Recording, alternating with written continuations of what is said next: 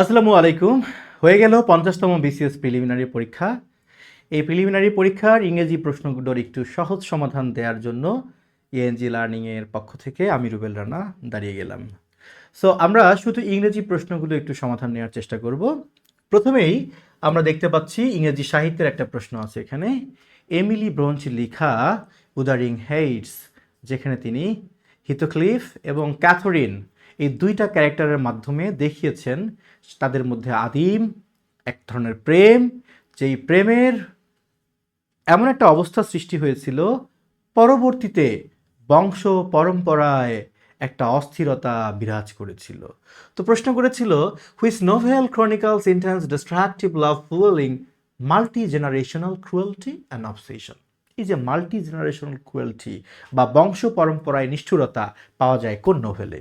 সেটা হলো এমিলি ব্রোঞ্চের লেখা উদারিং হেইটস। তার মানে সঠিক উত্তরটা হলো আমার অপশন কি সি। এই প্রশ্নটার সঠিক উত্তর যারা সি দিতে পেরেছেন তাদেরকে স্যালুট জানাই, কারণ তারা ইংরেজি সাহিত্যের গভীরে যান, গভীরে গিয়ে পড়েছেন, জেনেছেন। নর্মালি শুধু প্রিভিয়াস কোশ্চেন পড়লে এই প্রশ্নের উত্তর করতে পারার কথা না। এটা যারা পারছে তারা অবশ্যই সাহিত্যের স্টুডেন্ট, অথবা স্টুডেন্ট না হলেও সাহিত্যের গভীরে গিয়েও পড়াশোনা করেছে। কঠিন প্রশ্ন কিন্তু বলা যায়। এর পরের প্রশ্নটা কি ছিল? পরের প্রশ্ন ছিল, in which of these poems did Matthew Arnold express a pessimistic worldview, reflecting on a world full of conflicts and lacking in joy, evincing an implicit criticism of Victorian era's aggressive spirit? Matthew Arnold আপনারা জানেন Victorian যুগের কবি। তো Matthew Arnold কোন কবিতার মধ্যে Victorian যুগের কিছু অস্থিরতা, কিছু অরাজকতা, কিছু চিত্র তুলে ধরেছেন, যেখানে মানুষকে দেখা গেছে যারা আধুনিক যুগের প্রতি তাদের ভালো দৃষ্টি না, এই ধরনের চিত্রগুলো তিনি কোন কবিতায় তুলে ধরেছেন? উত্তর হলো ডোভারবিস। রাগবি চাপেল তো হবেই না, এটা তো একটা শোক গাথা বলা যায়, মৃত্যুতে লেখা।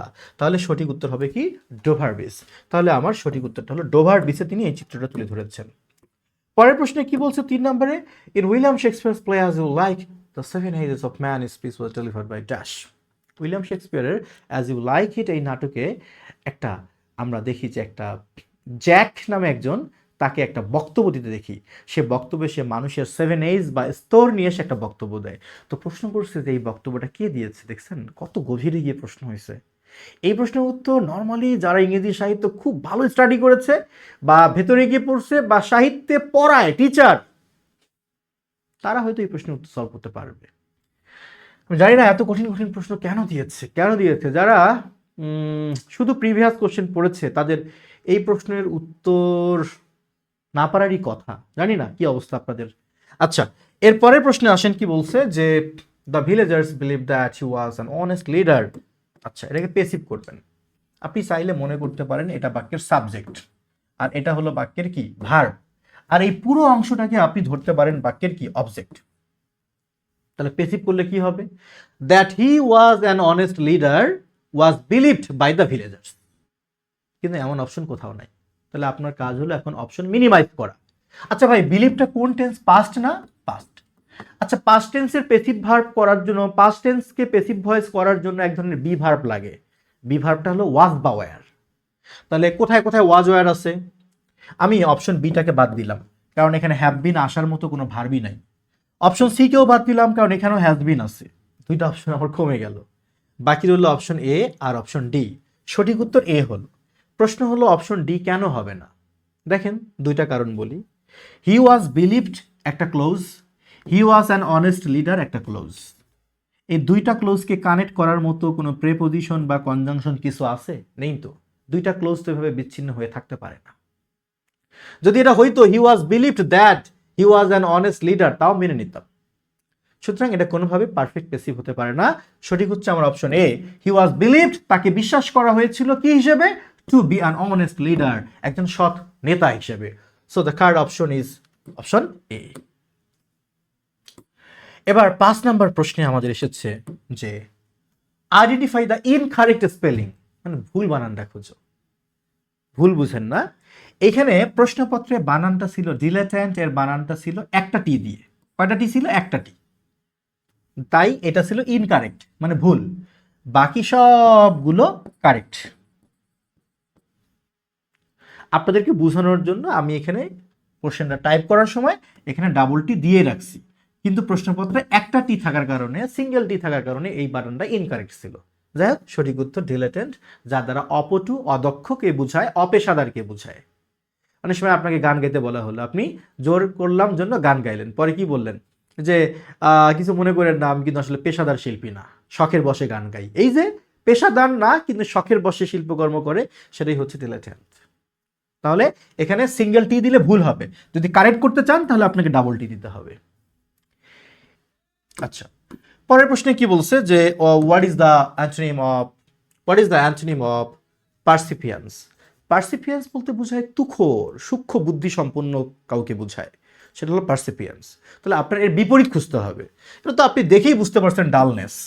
ডালনেস বলতে কি বোঝায়? নির্বুদ্ধিতা, বোকামি, মূর্খতা ইত্যাদি। আর বাকি যে কটা আছে সব কটাই কিন্তু এর সমার্থক শব্দ। তার মানে আমার সঠিক উত্তর হবে অপশন কি, বি। আচ্ছা, এর পরের প্রশ্নে যান। এর পরের প্রশ্নে কি বলছে যে identify the sentence where up functions as a noun. মানে এমন একটা সেন্টেন্স খুঁজবো যেখানে আপ শব্দটা নাউনের কাজ করছে। তো আমি বললাম যে সঠিক উত্তর বি। কেন? লক্ষ্য করেন, এখানে বলা আছে business confidence is on the up. ধরেন আপনি কিছু জানেন না, বাট আপনি এটা জানেন যে দা হচ্ছে একটা আর্টিকেল বা ডিটারমিনার। আর ডিটারমিনারের পর যদি একটা ওয়ার্ড থাকে, সেটাকে নর্মালি আমরা কি হিসেবে ট্রিট করি? নাউন হিসেবে ট্রিট করি। সুতরাং এখানে আপ তো নাউনই হবে। আর অন্যগুলোর অবস্থা কি? অন্যগুলোর অবস্থা যেমন এখানে আপটা অ্যাডভার্ব। প্রশ্ন হলো কেন? স্বাভাবিকভাবে যাকে আমরা প্রেপোজিশন হিসেবে চিনি, আপ ডাউন, এদেরকে আমরা কি হিসেবে চিনি? প্রেপোজিশন। তো যাদেরকে আমরা প্রেপোজিশন হিসেবে চিনি তারা তখনই সার্থক প্রেপোজিশন হয় যখন তাদের পরে এরকম একটা নাউন থাকে, তখন তাকে সার্থক প্রেপোজিশন বলা যায়। তার মানে এই আপটা প্রেপোজিশন। আর যদি এদের পরে কোনো নাউন প্রোনাউন না থাকে, সেটা অ্যাডভার্ব হয়। তার মানে এই আপটা হচ্ছে একটা অ্যাডভার্ব। যাই হোক, এত কথা না, এখানে আপটা হলো আবার একটা ভার্ব। আমার মূল বিষয় ছিল কোন আপ নাউন। যেহেতু আর্টিকেলের পরে একটা ওয়ার্ড থেকে নাউন হয়, তার মানে এই আপটা নাউন। তার মানে অপশন বি তে আপটা নাউনের কাজ করেছে। পরের প্রশ্নে যাই। পরের প্রশ্নে বলছে সিনোনিম অফ দ্য ওয়ার্ড। আমাকে সমার্থক শব্দ খুঁজতে হবে। এখানে কি দেয়া আছে? সমার্থক শব্দ দেয়া আছে ক্রেপাসকুলার। ক্রেপাসকুলার এর সমার্থক শব্দটা কি? প্রশ্ন হলো ক্রেপাসকুলার মানেটা কি? ক্রেপাসকুলার বলতে বোঝায়, এটা একটা টার্ম যার সাথে হচ্ছে আপনার গোধূলি বিষয়ক, হ্যাঁ, টাস্ক বা সন্ধ্যার আগ মুহূর্ত, গোধূলি বিষয়ক কিছু বুঝালে আমরা ক্রেপাসকুলার ব্যবহার করি। এটা একটা বিশেষণ। তো এর সমার্থক যদি আমরা খুঁজি, যেমন অপশন এ হয় না। কেন হয় না? কারণ হচ্ছে আপনার নকচার্নাল বলতো নিশাচর, তার মানে যারা রাত জেগে কাজ করে, হ্যাঁ। আর ডায়ার্নাল হচ্ছে দিবাচর, সোজা কথা, যেমন মানুষ যারা দিনের বেলা কাজ করে, এটাও হচ্ছে না। আর এখানে আছে ক্যাথেমিরাল, হচ্ছে উভয়, দিন এবং রাত উভয়, এটাও না। যেহেতু আমার গোধূলি বিষয়ক কিছু, তার মানে আমার সঠিক উত্তর হবে টয়লেট। টয়লেটও হচ্ছে গোধূলি বিষয়ক কিছু, তার মানে এর সমার্থক হচ্ছে আমার অপশন ডি। আচ্ছা, এর পরের প্রশ্নে কি বলেছে? এর পরের প্রশ্নে বলেছে the lines a book of verse underneath the bow, a jug of wine, a loaf of bread, and thou beside me singing in the wilderness. বই থাকবে, কবিতা থাকবে, ওয়াইন থাকবে, খাদ্য দ্রব্য থাকবে, সাথে প্রিয় মানুষের সহচর্য থাকবে। এমন একটা অবস্থা যদি হয়, তাহলে বন জঙ্গলের মধ্যে গিয়েও শান্তি খুঁজে পায়। এই ধরনের সেন্টেন্সগুলো আসলে কোথায় পাওয়া যায়? এই প্রশ্নের সঠিক উত্তর যারা দিয়েছেন হচ্ছে যে এডওয়ার্ড রাইট উইলিয়াম। এই প্রশ্নের সঠিক উত্তর যারা দিয়েছেন অপশন বি আর সি এর মধ্যে, তাদেরই সঠিক উত্তর হয়েছে। মজার একটা বিষয় বলি, এই প্রশ্নটার উত্তর এভাবে আপনাকে চিন্তা করতে হবে। আপনারা কি ওমর খৈয়ামের নাম শুনছেন? তার লেখা রুবায়েত, হ্যাঁ, রুবায়াতি ওমর খৈয়ামের নাম শুনেছেন? সো এই ওমর খৈয়ামের এই লেখাটাকে আমরা যদি ট্রান্সলেট করে, মানে এটাকে অনুবাদ করে এইখানে নিয়ে আসা হয়েছে। তো এইখানে সঠিক উত্তর আমি আপনাদের ক্লু দিয়ে দিলাম, বি আর সি এর মধ্যেই সঠিক উত্তর হবে। তো আপনারা এখানে কোনটা দিয়েছেন একটু উত্তর করেন দেখি সবাই। বি আর সি এর মধ্যে আসলে কোনটা দিয়েছেন আপনারা? বি আর সি এর মধ্যে কোনটা দিয়েছেন? এডওয়ার্ড এডওয়ার্ড ফিসগার্ড, উইলিয়াম ফিসগার্ড, সঠিক উত্তর কোনটা দিয়েছেন বলেন?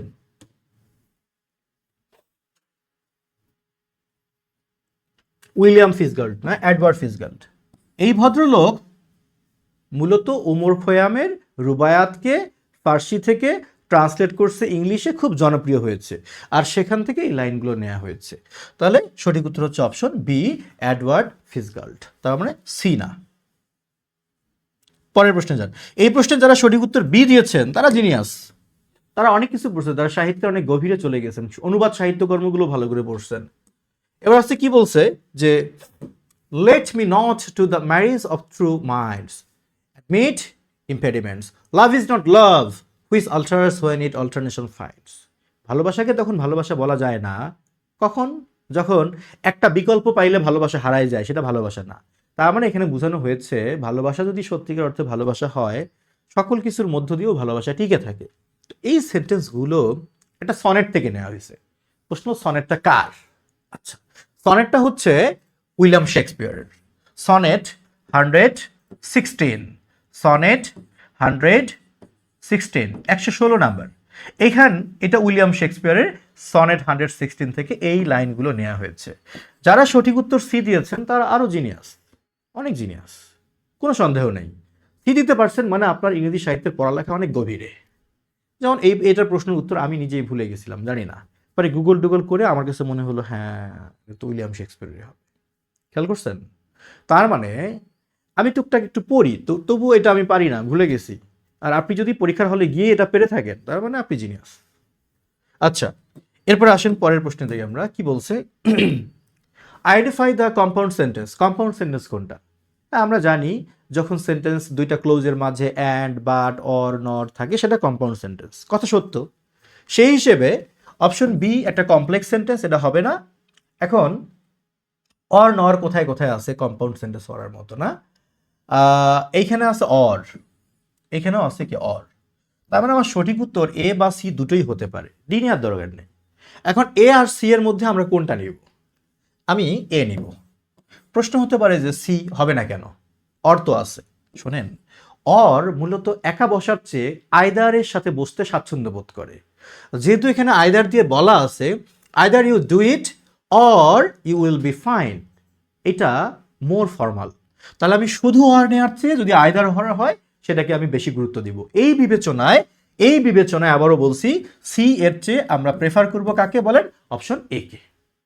আশা করি ভুল বুঝবেন না। আচ্ছা, হ্যাঁ, তবে এ অপশন না থাকলে আপনি সি নিতে পারতেন। পরের প্রশ্নে কি বলেছে? বলছে যে a very large building in which aircraft are housed is called dash.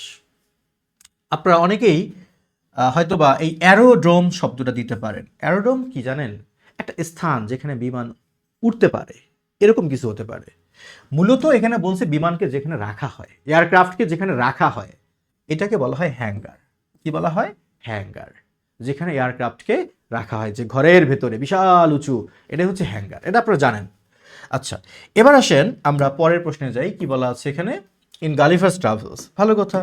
Gulliver ট্রাভেলে আমরা দেখেছি সেখানে মানুষকে নানা রূপে উপস্থাপন করা হয়েছে, জোনাথন সুইফট এই কাজ করেছেন। তো গালিভার্স ট্রাভেলসে which of the straight Swift does not show in the depiction of the land of the Lilliput. তিনি লিলিপুট ল্যান্ডে, হ্যাঁ, তো সেইখানে তিনি কোন জিনিসটা দেখাননি এটা বলছে। কোনটা দেখাননি? সেখানে কি কি দেখাইছে এটাকে আমরা জানি। সেখানে তিনি মানুষের অহংকার, প্রাইড দেখিয়েছেন, মিথ্যাকে দেখিয়েছেন, মানুষের রূঢ় আচরণ, নিয়মকানুনকে দেখিয়েছেন। তিনি সেখানে কোনো পিস উইজডমকে দেখাননি। তাহলে বলছে তিনি কোন জিনিসটাকে এখানে দেখাননি, তাহলে পিস অ্যান্ড উইজডম। তার মানে আমার সঠিক উত্তরটা হবে সি। তাছাড়া সবই সেখানে পাওয়া যায়। আচ্ছা, এরপর আসেন জোনাথন সুইফটের এই কাহিনী গেল। এবার কি এসে বলছে? You will need a variety of skills. অনেক স্কিল দরকার আছে, ইনক্লুডিং লিডারশিপ, এন্ডুরেন্স এটসেট্রা। তো বলছে এখানে ইনক্লুডিং শব্দটা কি? আচ্ছা, ইনক্লুডিং শব্দটা একটা সার্থক প্রেপোজিশন। এর প্রমাণ এর অবজেক্ট হিসেবে একটা নাউন আছে। আপনি যদি কাউকে প্রেপোজিশন বলতে চান তারপর আবশ্যকীয়ভাবে একটা অবজেক্ট হিসেবে নাউন বা প্রোনাউন থাকতে হবে, সুতরাং একটা প্রেপোজিশন। যারা ভাবতেছেন এটা কনজাংশন, কিভাবে কনজাংশন হয়? কনজাংশনের কাজ হলো দুইটা সমজাতীয় অংশকে যুক্ত করা। যেমন এটা একটা ক্লোজ, এমন যদি হইতো ইনক্লুডিং এর পরেও আরেকটা ক্লোজ আছে, তাহলে দুইটা ক্লোজকে কানেক্ট করলে এটাকে আপনি কনজাংশন বলতে পারতেন। সুতরাং কোনোভাবে এটা কনজাংশন না, এটা একটা কি বলেন? প্রেপোজিশন। আর পার্টিসিপল তো হওয়ার সুযোগই নেই। এই মুহূর্তে পার্টিসিপল হওয়ার কোনো সুযোগই নেই, তাহলে এটা হচ্ছে কি একটা প্রেপোজিশন। এবার আসেন কি বলছে, what gender is the word monarch. আচ্ছা, মোনার্ক কোন gender?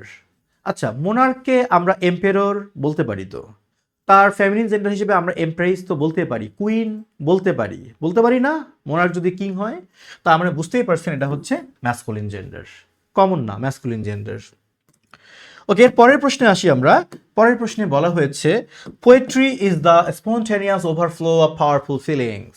Poetry is the spontaneous overflow of powerful feelings. আচ্ছা, poetry is the spontaneous overflow of powerful feelings. মনে রাখবেন যে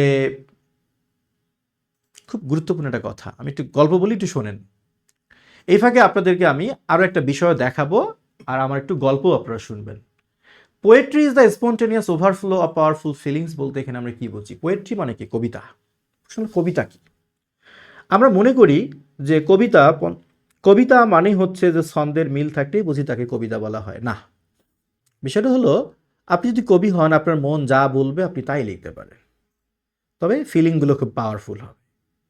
এই কথাটা কে বলেছে যে কবিতা হচ্ছে ওভারফ্লো অফ পাওয়ারফুল ফিলিংসের মানে স্বতঃস্ফূর্ত প্রবাহ? এটা কে বলেছে? এটা বলেছে উইলিয়াম ওয়ার্ডসওয়ার্থ।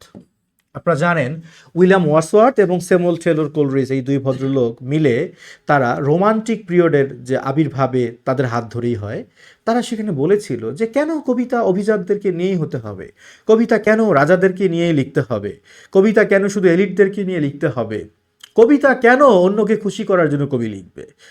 কবিতা লিখবে নিজের খুশির জন্য, সবার কথা নিয়ে, সাধারণ মানুষের মুখের কথা নিয়ে, তার পাওয়ারফুল ফিলিংগুলো চলে আসবে।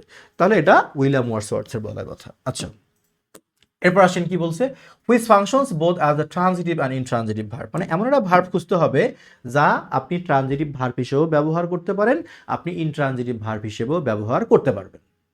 আচ্ছা, মজার বিষয় হলো স্লিপ অলওয়েজ ইনট্রানজিটিভ ভার্ব, এটাকে ট্রানজিটিভ ভার্ব হিসেবে ব্যবহার করা যায় কম। আপনি হয়তো বলবেন যে he slept a sound sleep, এভাবে আপনি হয়তো বলবেন, তবে এটার সচরাচর ইনট্রানজিটিভ ভার্বই হয়।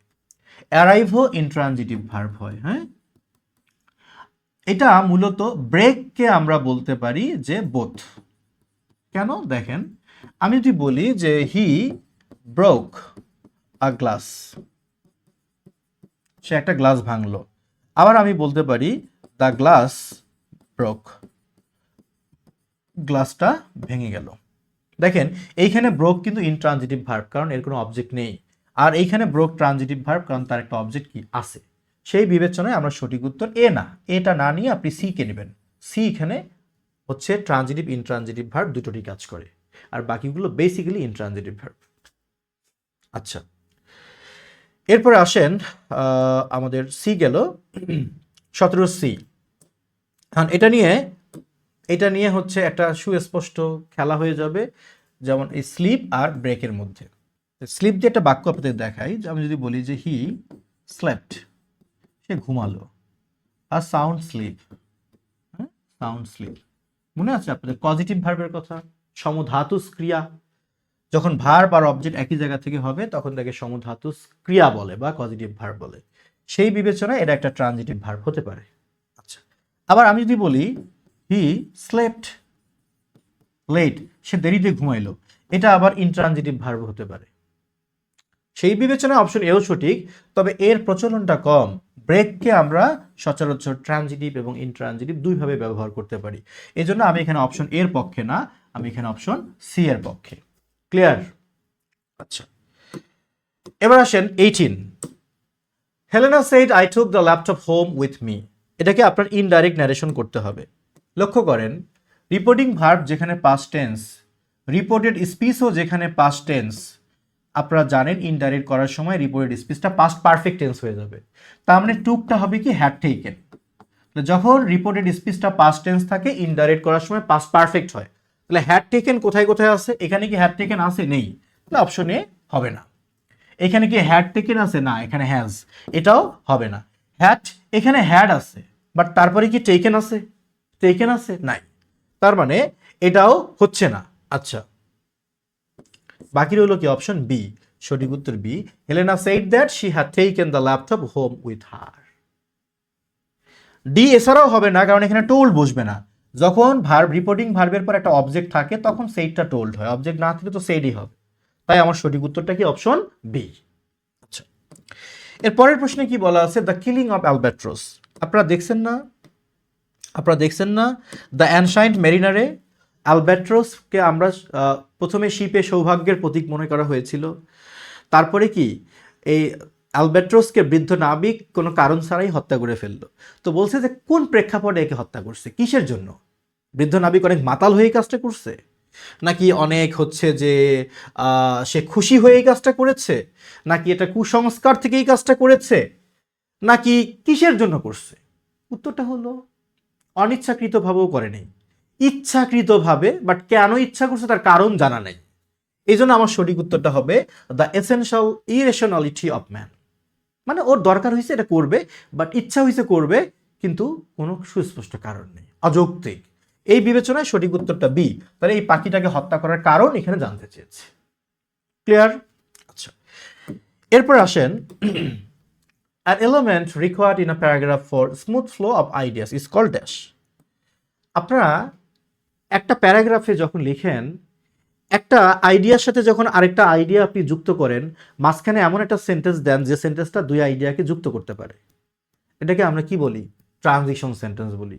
ট্রানজিশন শব্দটার সাথে আপনি এমনিতেও পরিচিত। ধরেন আপনি রংপুর থেকে আপনি যাবেন কি যেন চট্টগ্রামে, আপনি মাঝখানে কি ঢাকায় যাত্রা বিরতি করলেন, ঢাকার সাথে আপনার কি রংপুর এবং চট্টগ্রাম একটা কানেক্টেড হলো। সো ট্রানজিশনটাই হচ্ছে এরকম দুইটা বিষয়কে একত্রিত করা। সেই হিসেবে আমাদের সঠিক উত্তরটা হবে এখানে অপশন এ, এটাকে বলা হয় ট্রানজিশন সেন্টেন্স। প্যারাগ্রাফের যে সেন্টেন্সটা আমাদের আইডিয়ার ফ্লোগুলোকে কানেক্ট করে সেটাই transition sentence. No, topic sentence তো হলো প্রথম বাক্যটা। আচ্ছা, এর পরের প্রশ্ন কি আছে 21-এ, যে the book that she recommended, এটা কোন ক্লোজ? আপনারা দেখতেছেন যখন কোনো আন্ডারলাইন করা ক্লোজ তার পূর্বের নাউনকেই কোয়ালিফাই করে তার নাম adjective clause. That she recommend বলতে সে কি রিকমেন্ড করছিল? ওই বইটাকে। তাহলে যখন কোনো সাবঅর্ডিনেট ক্লোজ নাউনকেই কোয়ালিফাই করে তাকে আমরা বলে থাকি অ্যাডজেক্টিভ ক্লোজ, যার অপর নাম হচ্ছে রিলেটিভ ক্লোজ। সেই বিবেচনায় আমার সঠিক উত্তর হচ্ছে option A, relative close. Clear? আচ্ছা, এর পরের প্রশ্ন বলছে the saying every cloud has its silver lining. আমরা একটা প্রবাদ বলি না, প্রত্যেকটা ক্লাউড, মেঘ, কালো মেঘের একটা করে উজ্জ্বল সিলভার লিনিংও আছে। এটা দ্বারা কি বোঝায় আসলে? এটা তারা বোঝায় যে আপনার সামনে বিপদ আছে, সামনে কষ্ট আছে, দুঃখ আছে, এরপরে আপনার সুখের দিনও আসবে, এটাই কিন্তু বোঝায়। তা আমরা এই ফ্রেজটাকে যদি আমরা মিন করি তাহলে আমাদের অর্থটা আসে এটা, যে না, অপশন এটা নিব না, আমি অপশন এটা নিব না। তার থেকেও সুস্পষ্ট আছে, every difficult situation has a more hopeful aspect though not apparent at the beginning. প্রত্যেকটা কঠিন অবস্থার অবশ্যই একটা আশাবাদী দিক আছে, যদিও বা সেটাকে শুরুর দিকে বোঝা যায় না, ধীরে ধীরে বোঝা যায়। আমরা এই সুস্পষ্ট মিনিং এর জন্য অপশন সি নিব, নট এ। সঠিক উত্তর হবে কি সি। ওকে, এর পরের প্রশ্নে কি বলছে, which play is filled with, কোন নাটকটাতে দেখা যায় যে ননসেন্সিক্যাল কনভারসেশন, মানে এমন কথোপকথন যার কোনো মানে মূল্য নেই, গুরুত্ব নেই। আচ্ছা, মিনিংলেস ডায়ালগ, অর্থহীন, অ্যান্ড ক্যারেক্টার্স, এবং কিছু চরিত্র আছে হু অফেন বিকাম ফরগেটফুল, যারা সবসময় ভুলে যায়। এরকম প্লে কোনটা? রাইট, এরকম প্লে কোনটা? স্যামুয়েল ব্যাকেটের লেখা কি ওয়েডিং ফর গডো। সেখানে আমরা দেখি যে ক্যারেক্টারগুলো কি করে, তারা এসে এমনিতেই সংলাপ করে, হ্যাঁ, নীরবতা কাটানোর জন্য তারা এলোমেলো কথা বলে, যেগুলো কোনো আসলে মিনিং নেই, এবং তারা সেই গডো নামে ব্যক্তির জন্য, পার্সনের জন্য তারা অপেক্ষা করে, যদিও সে পরে আসে না। তাহলে আমরা ওয়েডিং ফর গডোতে এগুলো পাই। তার মানে আমার সঠিক উত্তর হবে ওয়েডিং ফর গডো। ওকে, পরের প্রশ্নে আসেন, কি বলছে যে which one is a coordinating conjunction. Compound সেন্টেন্সে যে কনজাংশন ব্যবহার করি তাকে বলা হয় কোঅর্ডিনেটিং কনজাংশন। তাহলে এখানে কোনটা? উত্তর হলো সো। আপনারা জানেন অ্যান্ড, বাট, অর, সো, আমরা এই কনজাংশনগুলো ব্যবহার করি কম্পাউন্ড সেন্টেন্সে, সুতরাং এটাকে বলা হয় কোঅর্ডিনেটিং কনজাংশন। সুতরাং আমার সঠিক উত্তরটা হবে কি অপশন ডি, সো। এর পরের প্রশ্ন বলছে থিমস লাইক রেসিয়াল প্রেজুডাইস। আচ্ছা, তারপর অপ্রেসিভ পাওয়ার ডাইনামিক্স, এরপরে unbridgeable gulf between eastern and western cultures ইত্যাদি। এই জিনিসগুলোর কোথায় তুলে ধরা হয়? দেখেন, যখন ভারতের স্বাধীনতার প্রাক্কালে আমরা দেখি সেখানে বর্ণ বিভিন্ন প্রথা কেন্দ্রিক যেসব বৈষম্য, অনাচার, অত্যাচার, পূর্ব পশ্চিম অঞ্চলের সাংস্কৃতিক কিছু বিষয়ের মধ্যে যেখানে সংঘর্ষ, এই জিনিসগুলোকে চিত্রায়িত করেছেন জন মাস্টার্স তার লেখনীর মাধ্যমে। নাম হচ্ছে ভবানী জাংশন।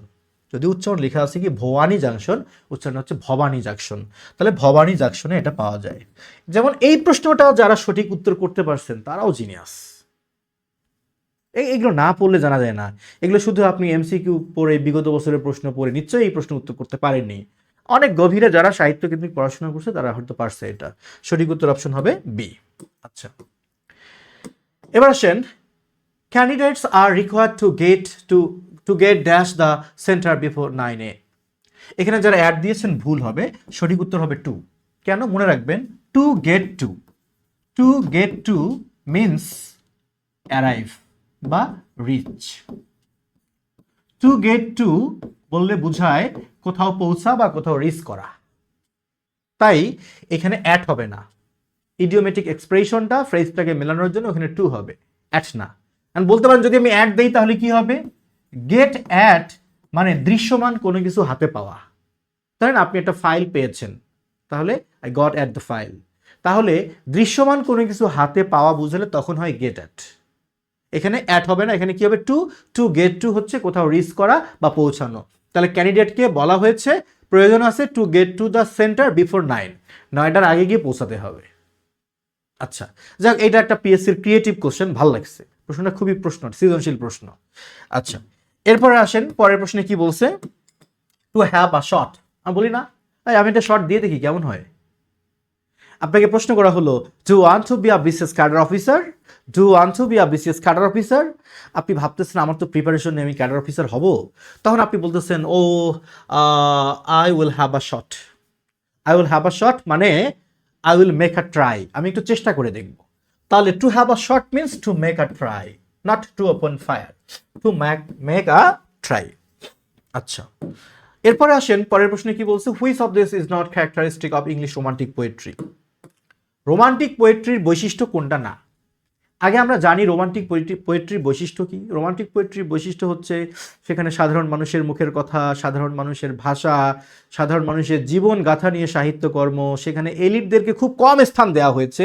সেখানে ভাষার জটিল প্রয়োগ হয়নি বললে চলে, খুব সহজ ছিল, কমন ছিল। এগুলো ছিল বৈশিষ্ট্য। তাহলে বলছে কোনটা বৈশিষ্ট্য নয়?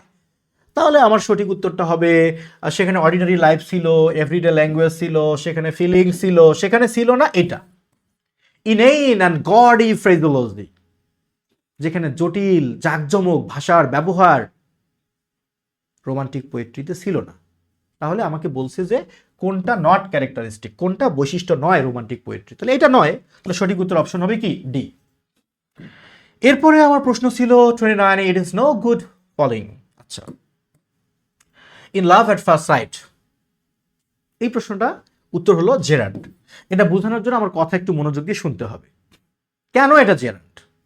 আর একটা কথা আমি বলতে ভুলে গিয়েছিলাম, আমরা কিন্তু 50তম বিসিএস লিখিত পরীক্ষার জন্য চমৎকার রিটেন ইংলিশ প্রিপারেশন কোর্স শুরু করতে যাচ্ছি। আমরা এই কোর্সে যারা যুক্ত হবে প্রথম 50 জনকে আমরা 50% ডিসকাউন্টে ভর্তি নেব। তারপরে স্টুডেন্টরা রেগুলার কোর্সে ভর্তি হতে পারবেন। যারা ভর্তি হতে চান তারা কিন্তু আমাদের ইনবক্সে নক করতে পারেন। 200 নম্বরের একদম পূর্ণাঙ্গ ইংরেজি প্রস্তুতি হবে। এখানে কি থাকবে না, সবই থাকবে। কোর্সের শুরুতে আমরা আপনাদেরকে শেখাবো ইংলিশ ফ্রি হ্যান্ড রাইটিং, যেন আপনি মন খুলে যা ইচ্ছা তাই লিখতে পারেন। এটা আগে জরুরি দরকার। তারপর আমরা গতানুগতিক সিলেবাসে ঢুকবো। রিডিং কম্প্রিহেনশন থেকে প্যারাফ্রেজিং করে থিমেটিক কোশ্চেন, সামারি রাইটিং লেখা শিখবো, লেটার টু এডিটর লেখা শিখবো। তারপর আমরা গ্রামার পার্টে 30 মার্কস সলভ করব। এরপর আমরা translation Bengali to English, English to Bengali শিখব এবং সবশেষে আমরা এসে শিখব। তবে জয়েন করার সাথে সাথেই আমি আপনাদেরকে এসের একটা ফাইল দিব, কারণ এসে সব শেষে গিয়ে দিলে সবাই আসলে পড়তে পারে না। এই জন্য আমরা এসেগুলো কি করব, আগে কিছু দিব, শেষের দিকে কিছু দিব, যেন আপনি ব্যালেন্স করে পড়তে পারেন। আর এসেগুলো হচ্ছে আমার হ্যান্ড নোট। যারা আমার এর আগে কোর্স করেছেন তারা হয়তো জানেন আমার একটা খারাপ বৈশিষ্ট্য আছে, সেটা হলো আমার নিজের লেখা ছাড়া অন্য কোনো লেখকদের লেখা বা অন্য কোনো প্রকাশনীর বইয়ের লেখা আমার পছন্দ হয় না। এটা আমার খারাপ বৈশিষ্ট্য, আমি জানি। আমি একটা এসে লিখতে গিয়ে 4 ঘন্টা 5 ঘন্টা করে সময় ব্যয় করি। শুধু ইন্ট্রোডাকশনটা লিখতেই আমার 1.5-2 ঘন্টা লাগে, কারণ আমি এমনভাবে ইন্ট্রোটা লিখে দিতে চাই যেন আপনারা লিখলেই ভালো মার্কস পান। সো সেই হ্যান্ডনোটগুলো আপনাদেরকে দিব, বাংলা মিনিং তো থাকবেই। আমরা আগে শেখাবো ফ্রি হ্যান্ড রাইটিং, তারপর আমরা যাবো মূল সিলেবাসে। চাইলেই যুক্ত হতে পারেন। তো যেখানে আমি ছিলাম, it is no good falling, এটা কেন জেরান্ট? আচ্ছা, যদি আমি এই বাক্যটা এইভাবে লিখতাম, there is no good boy in the class, তাই আপনাকে আমি এটা প্রশ্ন করলাম যে there is no good boy in the class, ক্লাসের মধ্যে ভালো বালক নেই। তাহলে ভাবেন তো, নো একটা ডিটারমিনার, তারপরে গুড একটা কি অ্যাডজেক্টিভ, তারপরে বয় একটা কি বলেন, নাউন। নিঃসন্দেহে আপনি বয়কে নাউন মনে করতেন, রাইট? একই রকম ভাবে আপনি এখানে চিন্তা করেন, এখানে ইট নাই, এখানে আছে there. There is no good falling, there is no good falling in love at first sight. প্রথম দেখায় প্রেমে পড়ার মধ্যে ভালো কিছু নাই। তো এইখানে ফলিংটা কি? সবাই এটাকে পার্টিসিপল বলতেছেন, তাই তো? পার্টিসিপল কেন পার্টিসিপল আপনি বলবেন? এই ওয়ার্ডটা কিসের কাজ করতেছে? এই ওয়ার্ডটা কিসের কাজ করতেছে? এটা কি ভার্ব, অ্যাডজেক্টিভ, অ্যাডভার্ব? কোন পার্ট অফ স্পিচ? ধরেন আমি এটাকে আলাদা করলাম, ইট ইজ নো গুড। আপনি এটাকে আলাদা করতে পারবেন? পারবেন না। যদি এটা নো না হয় নট হইতো, যদি এটা নো না হয় নট হইতো, তাহলে এটা পার্টিসিপল হইতে পারতো। ধরেন আমি আপনাকে বললাম, it is not good, it is not good, এটা ভালো কিছু না। কি ভালো না? যে রিডিং আদার্স লেটার্স, অন্যদের চিঠিগুলো পড়া ভালো কাজ না। অন্যদের চিঠি আপনার পড়া যাবে না, এটা পড়লে ভালো কাজ না। যখন আমি এভাবে লিখবো নট গুড, তখন আপনার রিডিংটা একটা পার্টিসিপল হবে। কিন্তু লক্ষ্য করেন, এখানে কিন্তু নট না, এখানে কিন্তু নট না, এখানে কি আছে বলেন? নো আছে। মনে রাখবেন, নো একটা ডিটারমিনার যা অ্যাডজেক্টিভের পূর্বে বসে, এবং সে অ্যাডজেক্টিভের পরে যা থাকবে সে নাউনের কাজ করবে। তো এখানে ফলিং শব্দটা একটা নাউনের কাজ করছে, তাই এটা পার্টিসিপল না, এটা হচ্ছে কি বলেন? জেরান্ট। জেরান্ট পার্টিসিপল ভুল করে তারা বেশি যাদের পার্টস অফ স্পিচ চিনতে কষ্ট হয়। এই জন্য বলি জেরান্ট পার্টিসিপল পরে চিনবেন, আগে পার্টস অফ স্পিচ চেনা শিখবেন। আচ্ছা, এরপর আসেন থার্ডই, which of this works contains a defence of the right of freedom space at expression. আচ্ছা, সঠিক উত্তর হচ্ছে অ্যারোপ্যাজিটিকা। কেন? আপনারা জানেন জন মিল্টন 8 বছর বয়সে, আমরা যাকে বলি the great master of blank verse, John Milton 8 বছর বয়সে দৃষ্টিশক্তি হারাতে শুরু করেন। পরবর্তীতে একসময় রাজার বিরুদ্ধে লেখার কারণে তাকে জেলে পাঠানো হয়, সেখানে তিনি পুরোপুরি অন্ধ হয়ে যান। তো এই তার মনের মধ্যে একটা ক্ষোভ যে লেখার স্বাধীনতা থাকবে না কেন? লেখার স্বাধীনতা দরকার, ফ্রিডম অফ প্রেস দরকার। এই লেখার স্বাধীনতার উপর তিনি এই হচ্ছে এসেটি লিখেছিলেন অ্যারোপ্যাজিটিকা। তো অ্যারোপ্যাজিটিকা বা ফ্রিডম অফ প্রেস, এটা লিখেছেন কে? জন মিল্টন, যেখানে তিনি লেখার স্বাধীনতাকে প্রকাশ করেছেন, ডিমান্ড করেছেন। সঠিক উত্তর হচ্ছে অপশন বি।